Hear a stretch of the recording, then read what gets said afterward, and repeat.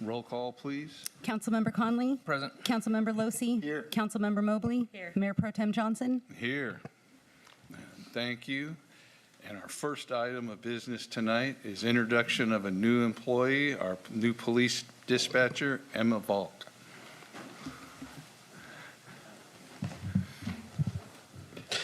Good evening, Mayor Pro Tem Johnson and Honorable City Council. It's my distinct pleasure this evening to introduce the newest member of the Fortuna Police Department, Emma Valk. Emma has just completed the Dispatch Academy with the College of the Redwoods, and she is currently on her training program with Paige White as her FTO. And she is a Humboldt native. We are very pleased with her ability to perform customer service related tasking and her desire to help people. It's a different story for a different time, but she's just this week become also a valued member of our new recruiting team. So we'll go into that in the weeks to come. Emma is a Humboldt native, and she lives on her family's ranch here in the region. She played a lot of sports growing up and through high school, and still enjoys playing softball, adult softball league, and taking walks with her dog and just spending time outdoors. So Emma is a woman of a few words. We asked her for a bio, and she provided just a couple of highlights. And so we are, again, just very proud of Emma so far and very pleased to have her as part of the police department family. So please join me in welcoming Emma, and she has a few words.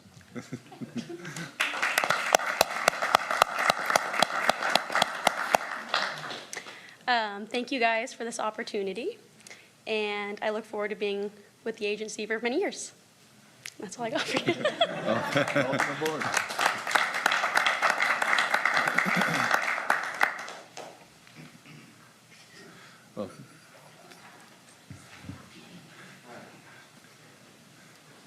Well, thank you for that. Our next item is oral comments from the public. If anybody has a comment they'd like to make. Good evening again, Mayor Pro Tem Johnson and Honorable City Council. I just want to take a moment off the agenda and for formalities, Chief Day, Fortuna Police Department, to announce that earlier we had applied for the federal COPS hiring grant, the CHP as they call it, COPS hiring program. And we were actually one of 21 agencies throughout California that was successful in obtaining the grant. We got that notification, the city manager and I did just a few days ago. So I wanted to announce that. I know an email was sent out, but I wanted the community to have the benefit of knowing that we were successful in that grant application as well. And just let the council know that the department heads will be working with the CM over the next few weeks to bring a recommendation to council on how we intend to maximize that grant. Thank you. Congratulations. Any other comments? Hello, I'm Mary Goodell from Fortuna. I've been here for years. May I read what I have written down here? We moved into our home in 1970 on Kenmar Road, did not go all the way through to Ronerville Road. Then the city opened it all the way to Ronerville Road. The traffic is like a freeway. They go 50 to 60 miles all the time. I can try to cross the street, stand there, and they go flying by me. There are no crosswalks. My bedroom wall is on the side of Kenmar Road. I do not feel safe in my own house. It is hazardous to people and bikes. Can the city put in undulations or humps, or a stop sign at Crestview with lights like on Ronerville Road?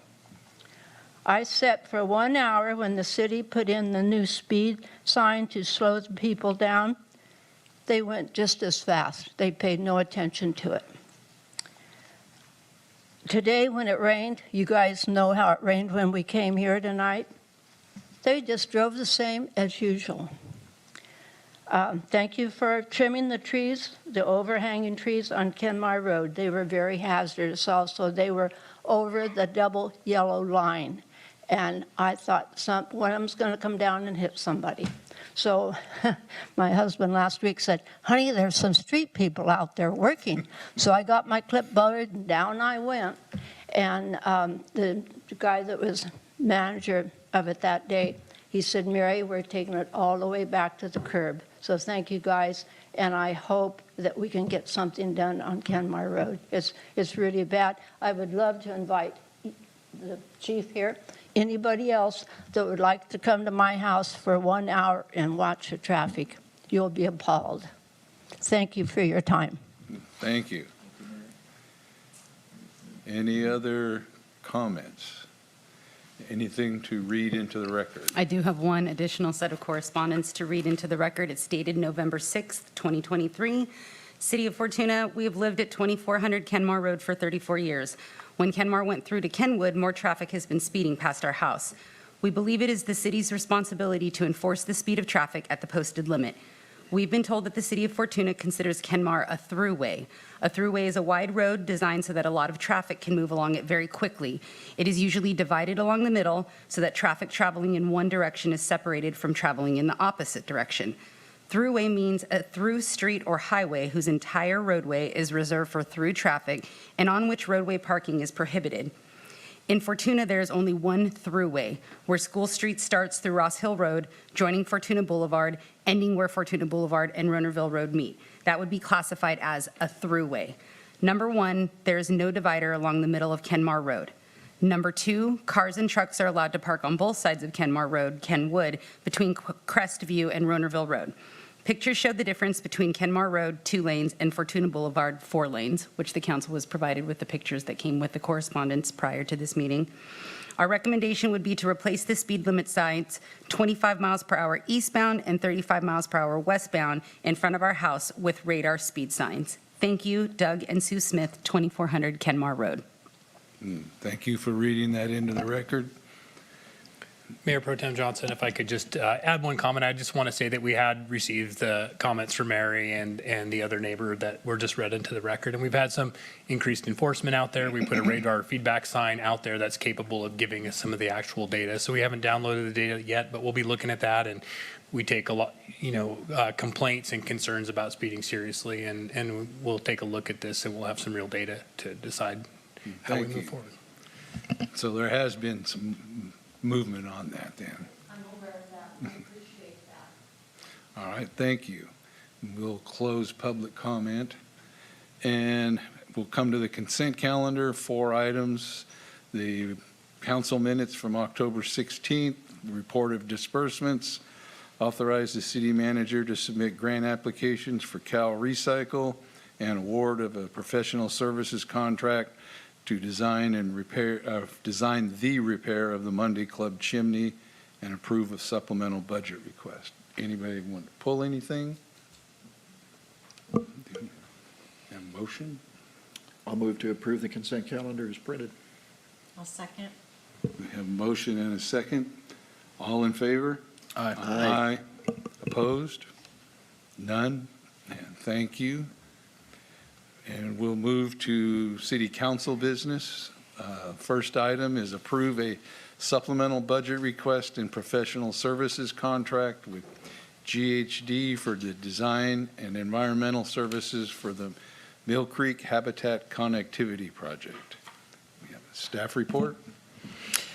Yes, good evening, Mayor Pro Tem and honorable council members. Brendan Bird, City Engineer, Public Works Director. I will be giving the council presentation this evening. I'd also like to acknowledge Jeremy Svella. He's here with GHD this evening. He's going to be or will be the project manager / director for this project, assuming it gets approved. And he's been very instrumental in bringing this funding and this project about, of which I'll go into in here in a minute. I do plan to be brief. We did speak about this project, the Mill Creek Habitat Connectivity Project, about mid-July, I believe, when staff brought forward the authorizing resolution recommendation that was used for the project grant application. For those unfamiliar, or just as a brief refresher, the project in general encompasses producing the engineering design and environmental documentation for 4 crossings of Mill Creek in the city of Fortuna. Mill Creek is the southernmost of our 4 major streams that goes through the city. It begins down in the southern portion of the former Palco Mill site. It's actually a tributary to Strong's Creek down there. It generally runs in between the Kenmar-Kenwood neighborhood, the School Street neighborhood as it goes up Mill Street, and then ultimately it headwaters up past Redwood Empire Golf and Country Club, the golf course up there. So on the tail end of the Jameson Creek Fish Passage project, staff were very interested in continuing to apply for and obtain grant funding for various restoration/drainage infrastructure projects here in the city. We have been very successful over the last 10 plus years with Roner Creek and Hillside Creek, projects on Strong's Creek, and most recently on Jameson Creek. One that we had not paid much attention to yet at that time was Mill Creek. Mill Creek is one of the smaller of the major salmonid-bearing tributaries in the city, but it is highly productive. We have noticed, and CDFW has actually tracked and monitored coho and other anadromous species in that stream.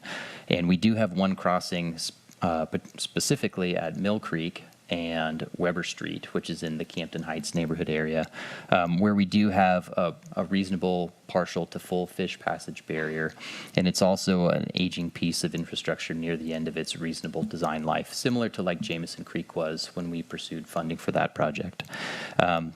So we began to look forward at different opportunities post Jameson Creek, how we could, package that that methodology, let's call it, for obtaining grant funding to do the planning and design work, and ultimately trying to position ourselves to go after construction implementation funding. These types of projects can get very expensive, much more so than the city's drainage funds could otherwise carry, should an emergency or a regular replacement be required for any one of these. We did have some grant applications early on that were ultimately unsuccessful. Fortunately, this last year, we were made aware of an opportunity through the Wildlife Conservation Board, or WCB, where they had some funding set aside that they needed to obligate for restoration and ecological connectivity projects. And we got on the phone and had a productive pre-application meeting, and ultimately they were very interested in our Weber Street project. They just wanted to see it grow and scale, ultimately to fit within the confines of the money they were trying to obligate. So we went back to the drawing board and put together a design and permitting planning project package that would actually include the engineering designs for 4 crossings along Mill Creek. The first being at Weber Street, and then again at Ronerville Road, at Mill Street, and at Mountain View Road. So the grant application we put forward would be for the 100% engineering package, in addition to the environmental documentation for each one of those crossings. And with that, we'd have the tools necessary in order to seek that next level implementation funding, of which, there's still much of that out there to be had. So in July, we brought the authorizing resolution to the council for review and approval. Ultimately, it was approved, and with that, that was the final submittal in our grant package to the WCB. We were informed in late August, early September, that the board approved the city's project, and now we are the recipients of a grant on the order of $966,000 to complete the planning level work for the 4 crossings that I mentioned. So with all of that ironed out, we've been working on some of the paperwork with the WCB to finalize the grant agreement and to get everything in a row for us to begin actual reimbursable work on the project. And the next step that we need to do now is awarding the professional services contract. So I do want to note, we are recommending a sole source contract award to GHD for the scope of services that has been provided as attachment A in the staff report. Unlike many other projects that we do or grants that we work on, the WCB grant was really focused on a project team. Who's going to be the engineer? Who's the project delivery team? What are your qualifications? What projects have you done? They really want to use that in their calculus when they're identifying grantees, that they're going to be folks that are going to deliver good projects and they're going to be able to see it from cradle to grave and follow through on it. So GHD in this case is actually written into the grant with their qualifications and their past projects, in addition to the city and city staff as well. So with that, we recommend a sole source award of the scope of work to complete the Mill Creek connectivity project, which is consistent with the city's procurement policy 2.50.070, which allows for sole source in cases such as these. So that's the project and the contract piece. Again, the scope of work that is proposed for the project has been included as attachment A. And I will note that it is consistent with the outline that's in the city's grant agreement with the WCB. So the scope with the engineering consultant matches all the deliverables and everything that is required of the city in that grant. Moving over to the financial impact piece, it is a grant, and it is actually a 100% no-match grant that we received from the WCB in the amount of $966,000. So that should cover all the expenses associated with delivering the final engineering design and permitting package for those 4 crossings. We did include in the grant and plan to contribute $10,000 as a soft match in staff time, which will be used doing the regular activities we would, managing the project, reporting on the grant, quarterly reporting, providing some light level field support, and participating in the design, development, and refinement process. So with that, that is everything I have, but we certainly recommend that the council approve the award of the contract to GHD and to approve the supplemental budget request associated therein. And that really, again, want to hammer home that the supplemental budget request is to recognize the WCB grant funding as revenue this fiscal year. We will continue to track the actual expenditures through the remainder of the fiscal year and budget accordingly in the subsequent year, as we do anticipate this will be a 12 to 18-month project, so it'll go on for some time. But with that, I'm happy to answer any questions. And again, we do have Jeremy with GHD here this evening that can speak to the scope of work that's been included. Thank you. Thank you. Does council have any questions? No questions, but just a comment. Great job to you as well as GHD. Your hard work paid off, and with a huge grant award here, so a fantastic job for everybody. You did a fantastic job. Thank you very much. You bet. Any others? One thing for clarification for some who may have heard the $966,000 in a supplemental budget request, especially those at home. This is not taking money from reserves, but it's recognizing the grant funding and then allotting it into the budget so it can be tracked as needed. So we're not moving any general funds around. So everybody, no more questions? Is there any comments from the public? I'm impressed with your presentation. Thank you. So are we. They have track record of good projects that come through at or under budget and work is designed, so. Well, with that, we'll entertain a motion.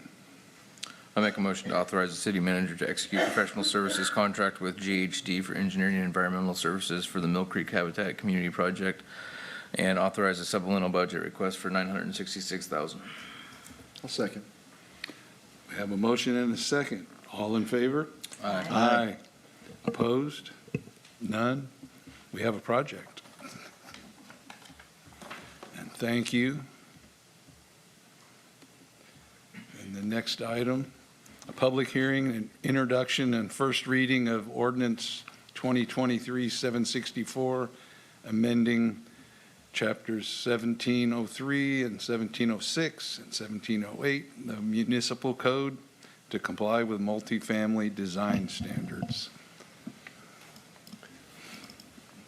Thank you, Mayor Pro Tem Johnson. Let me just pull up a PowerPoint presentation that I have here for the council.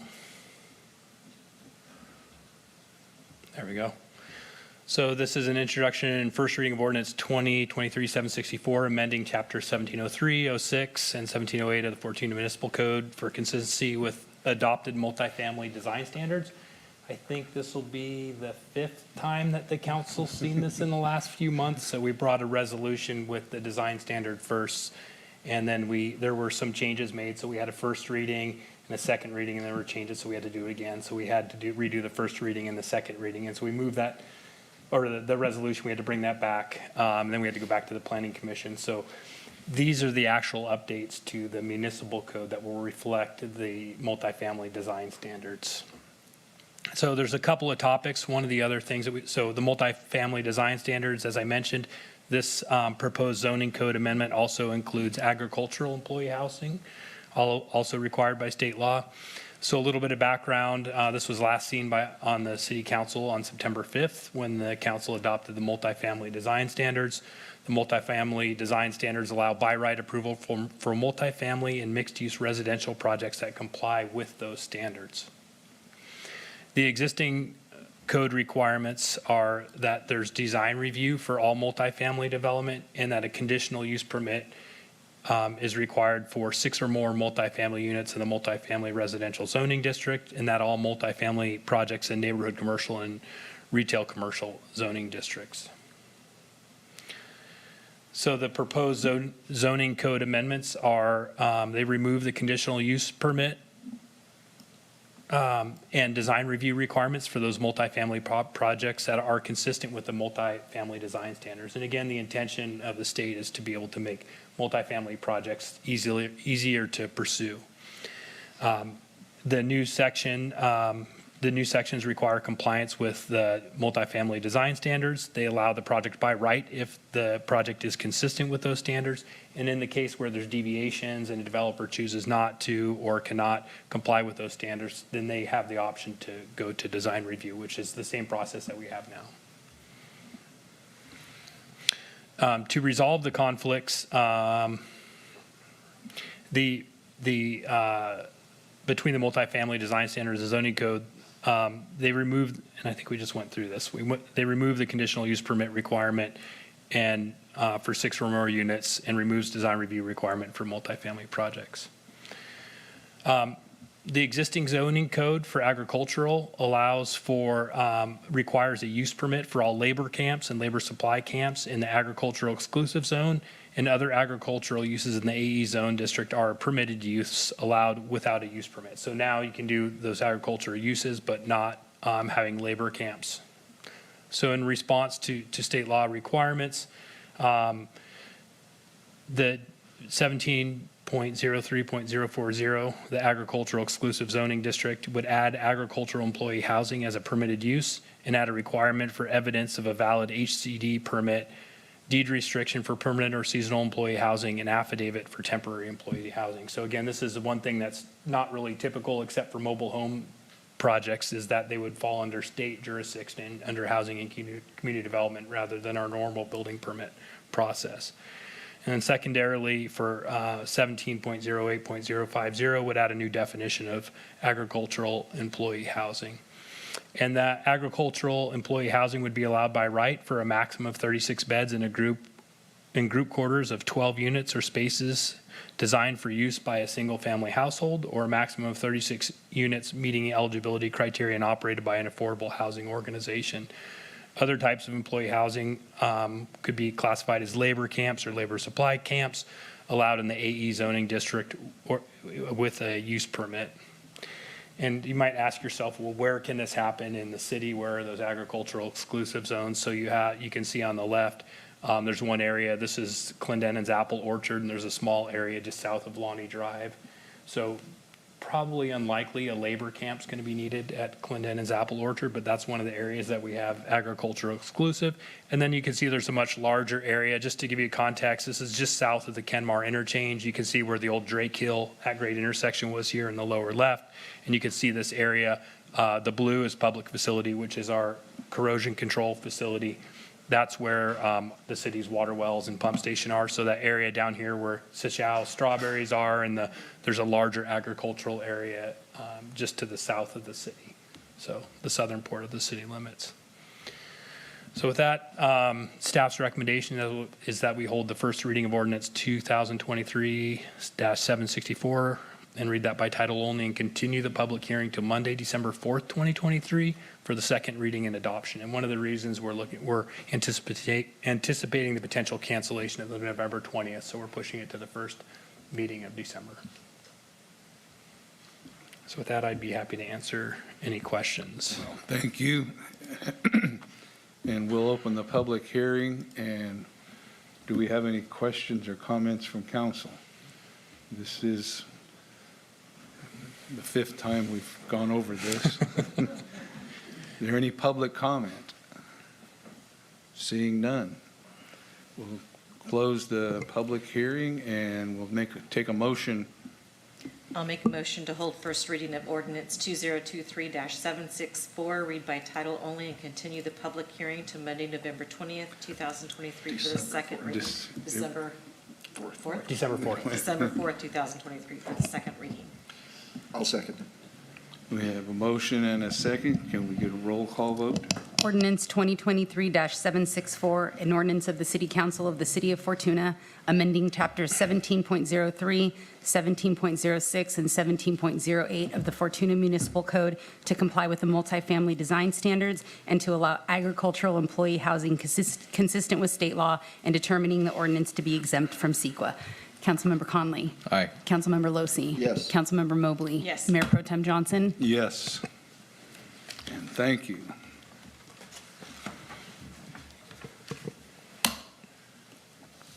And now we come, is there any, the city manager's report, my favorite time. Thank you, Mayor Pro Tem Johnson. As typical, I'll review our upcoming meeting schedule. So our next regular council meeting is planned for November 20th. We expect that we may cancel that meeting, and if that's the case, then our next regular scheduled council meeting will be on December 4th at 6:00 p.m. Our next planning commission meeting is on October 14th, also at 6:00 p.m. Our next Measure E meeting, still a ways out, December 19th. And then our next Roner Community Recreation and Park District meeting will be on December 6th at 2:30 p.m. at City Council Chambers. And our next Fortuna Business Improvement District meeting is on November 28th at 8:30 a.m. Just a few things for my verbal report. We are again actively recruiting for a Parks and Recreation Director. I'm hopeful that we'll be able to recommend a hire to council in the near future. So we'll be able to share more with that soon. I will say that with the Parks Director absence and the vacant position of Community Development Director, one of the things that we've done is recommended to the Roner Community Recreation and Park District that they bring on some additional help. So the Roner Community Recreation and Park District has hired Colette Sanchi, who also works as the Executive Director for LAFCO, and she's a consultant with Plan West Partners. So it's a great time for the district to be able to bring her on board to be able to help and be the lead for staff. I'll remain involved in helping to assist with that effort as needed and for continuity, but it's been already great to have Colette and some of the team members with Plan West on board to assist with that. They're familiar with the 218 process that the district is looking at for fundraising, and they just bring a wealth of knowledge. So there's a lot happening there. So if anybody's interested in the future of a pool for the Eel River Valley, come to the next Roner Community Recreation and Park District. We're still continuing the franchise agreement negotiations. We continue to work with Kathleen Gallagher with CSG Consulting, and we're working with a group with all the other local jurisdictions who are working with Kathleen to develop a model franchise agreement and move forward in a similar fashion. We also kicked off the food recovery contract with a company called Abound Food Care. Again, we're working as part of a regional effort to comply with SB 1383 to to comply with the mandates of food recovery. And so the county and the city and the other jurisdictions are all working with Abound to develop that food recovery program. And there's not a lot of food recovery agencies in the county. One of the big ones, Food for People, but we did learn during some of this process that there are opportunities for other food recovery organizations. So I want to make sure to take a look at groups like our Fortuna Senior Center and others who might be able to benefit from some of those food recovery efforts if there is additional food available through this process.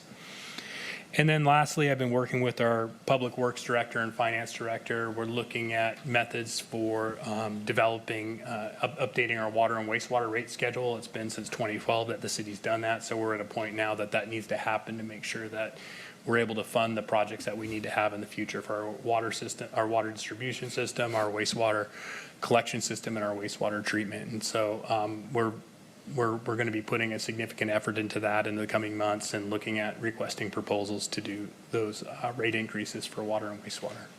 So with that concludes my report. I'd be happy to answer any questions. Any questions for Merritt?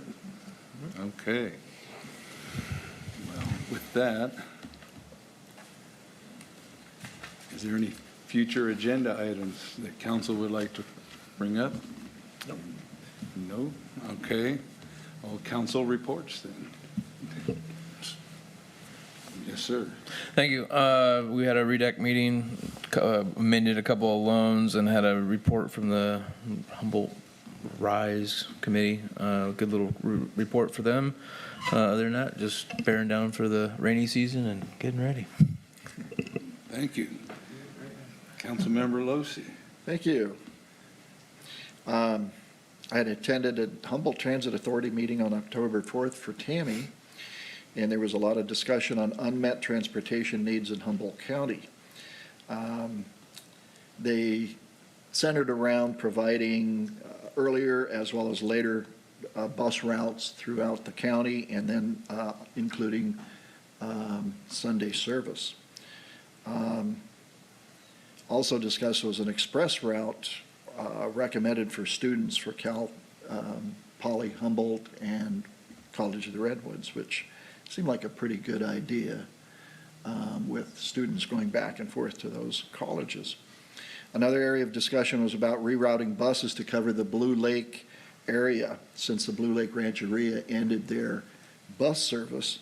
So the HTA service will be taking that up with the bus that runs to Willow Creek. So they'll be stopping both going and coming from Willow Creek and going into Blue Lake.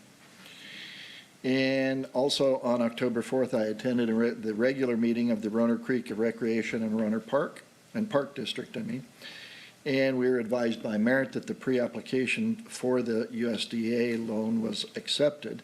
Doesn't mean that the loan has gone through, but the pre-application has gone through for the Wellness Center, which is also known as the swimming pool. Have to call it the Wellness Center, though. The board needs to solidify the donation from the McLean Center, and there was discussion at that time about asking Colette Sanchi of Plan West to come on board, and as Merit reported, that was done, and the board accepted a Plan West contract. On October 12th, I attended a special board meeting of the Roner Creek Recreation, and that's when we approved the contract with Plan West. That's all I have. Thank you. Councilmember Mobley. I have nothing to report. Well, I have a little bit. It's been kind of quiet since the last council meeting, but we did have a HCOG meeting, and part of that, in keeping with the theme with Mike, is that there was a transit development plan brought forward and discussed, and one of those things was the stopgap transportation for Blue Lake to fill in the gap until a more permanent solution can be brought about. A couple of the interesting things was a regional-wide transit card. So you'd have one card that you could get on the bus in Eureka, take it up to McKinleyville, down to Fortuna, with transfers. It would max, your cost for the day would tentatively max out at $6. So you wouldn't have to spend more than that, which would be good for students and people that it costs money nowadays. We know gas and everything else. There also is a plan in the works for a bus to Ukiah. So you could take transit from the transit hub in Eureka or Arcata and take it all the way to Ukiah and back again. As of yet, I don't know what the times are for the departure and return from Ukiah, but the plan's in the works, especially with the hydrogen buses, because they are much more usable in that type of terrain and the things that they have to go through. You all know what the Benbow Hill is like, and it works much better than that than the electric buses or even the diesel buses. So these are things that are coming along from the transit development plan. I have a historical commission meeting this coming Wednesday, and next week we have another HCOG meeting, the regular one for November. And part of the discussion at that meeting is going to be on the state transportation improvement plan. And I'll report back on that. Today, I attended the chamber meeting, and I had arranged for someone from Caltrans to come, but they caught the flu and couldn't make it.